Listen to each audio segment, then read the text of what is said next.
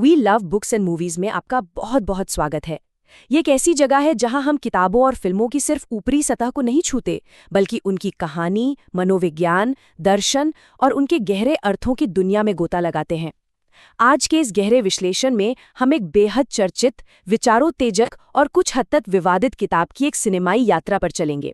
ये किताब है युवाल नोआ हरारी की Sapiens a brief history of humankind. देखिए, ये कोई आम इतिहास की किताब नहीं है, बल्कि ये सीधे हमारे वजूद, हमारी पहचान और इस सवाल पर चोट करती है कि हम इंसान आखिर हैं क्या।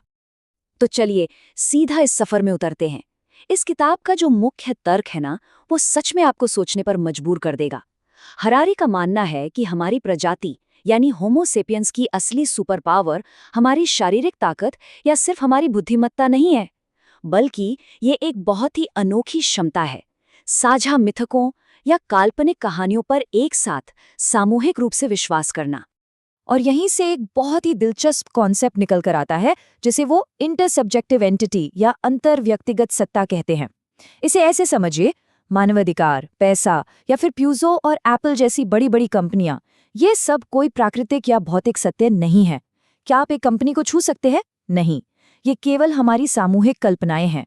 अब एक 100 के नोट को ही ले लीजिए, वो महज एक कागज का टुकड़ा है, लेकिन वो तब तक मूल्यवान है जब तक हम सब उस पर विश्वास करते हैं। यही वो एक चीज है जो बिल्कुल अनजान लोगों के बीच बड़े पैमाने पर एक गजब का सहयोग पैदा करती है।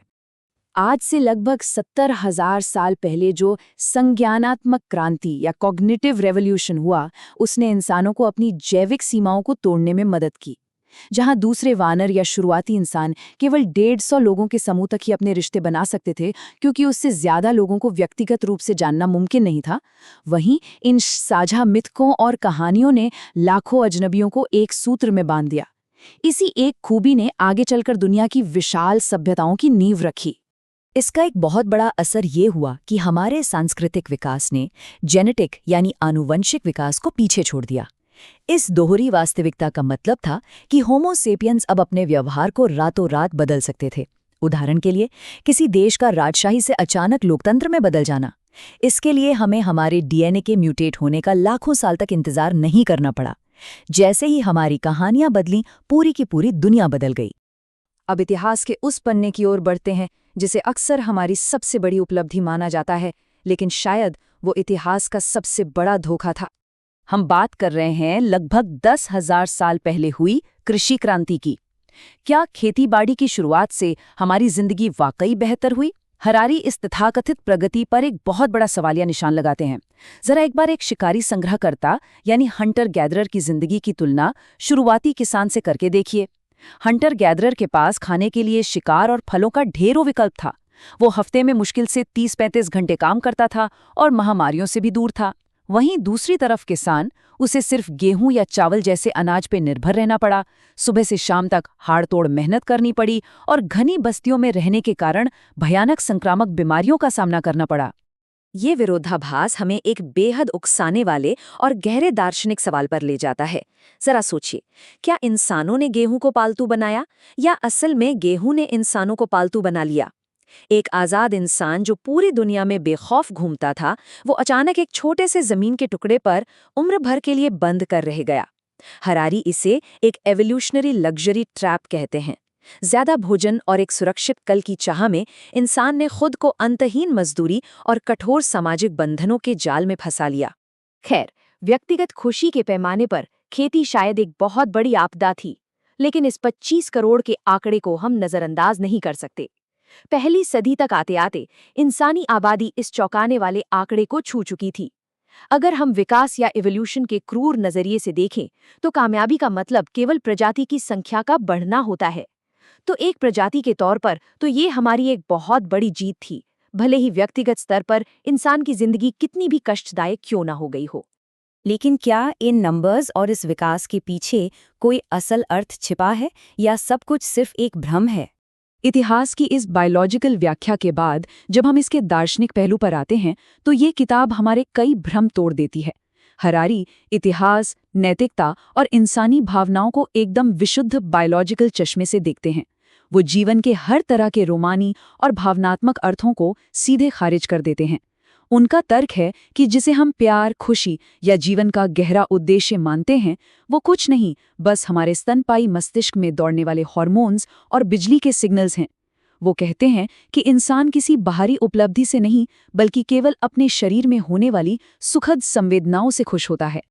और ये चर्चा तब और भी ज्यादा गहरी और विवादास्पद हो जाती है जब बात आधुनिक उदारवादी मानवतावाद की आती है। वो विचार जो आज की दुनिया की नींव है, यानी व्यक्तिगत अधिकार, आज़ादी और समानता। हरारी के अनुसार ये भी कोई वैज्ञानिक सत्य नहीं है। वे इसे भी ईसाई धर्मशास्त्र का ही एक नया काल्पनिक रूप मानते हैं। उनका स्पष्ट कहना है कि जीव विज्ञान में समानता या जन्मजात अधिकारों जैसी कोई चीज़ एग्जिस्ट ही नहीं करती। ये भी महज हमारे द्वारा गढ़ी गई एक और खूबसूरत कहानी है। तो अब सवाल ये उठता है कि क्या ये सब परम सत्य है, या फिर ये विज्ञान के नाम पर परोसा गया लोक लुभावनवाद है? इस किताब को दुनिया भर में जो अपार लोकप्रियता मिली और दूसरी तरफ अकादमिक जगत में जो इसका कड़ा विरोध हुआ, उसका ये द्वंद्व बहुत दिलचस्प है। एक तरफ इसने दुनिया के सबसे प्रभावशाली नेताओं और आम जनता को पूरी तरह से मंत्रमुग्ध कर दिया। बराक ओबामा ने इसके व्यापक दृष्टिकोण की तारीफ की, बिल गेट्स ने इतिहास की कड़ियों को जोड़ने के लिए इसे सराहा और मार्क जुकरबर्ग ने इसे बड़े विचारों की खोज के लिए चुना।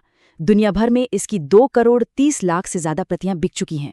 इसने सच में जटिल विज्ञान और इतिहास को आम लोगों के लिए बहुत आसान बना दिया। लेकिन रुकिए, सिक्के का दूसरा पहलू भी है। शिक्षाविदों और वैज्ञानिकों की प्रतिक्रिया इसके बिल्कुल विपरीत थी। विज्ञान पत्रकार चार्ल्स सी मान जैसे आलोचकों ने बहुत बेबाकी से कहा कि इस किताब में सनसनीखेज कहानी सुनाने के चक्कर में वैज्ञानिक तथ्यों की गहराई की बलि चढ़ा दी गई है।